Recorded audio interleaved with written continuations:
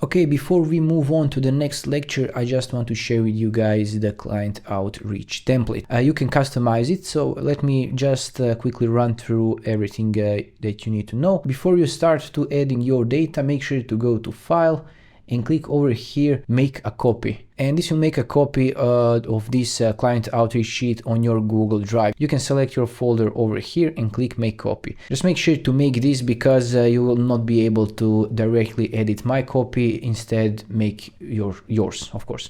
When you've done that, you can customize your table.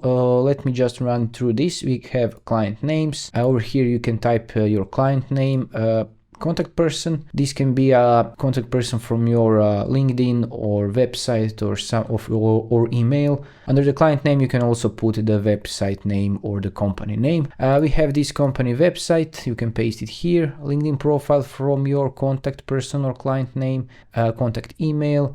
Over here, you can see the pitch date. I changed this column to be you can see edit column time to be a date, because if you double click on it, you can easily add a date here. It's just a matter of convenience. Under the pitch method, you can see I created a drop down list. You can create a drop down list if you go here and column type and click drop down. And if you want to change this, click here, edit button, and you can change the drop down list over here, change the colors, change the names, and so on.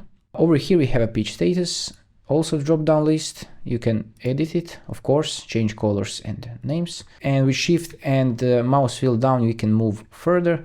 You can see follow up date, follow up notes, follow up second date, follow up second notes, and some general notes. Okay, if you don't see everything, just double click here and it will expand the column.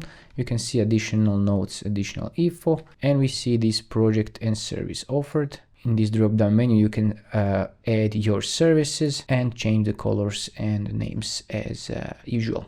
And this is your cold pitch data. I hope this will be useful to you because it's useful to me to have everything in one place. All right, let's move on to the next lecture.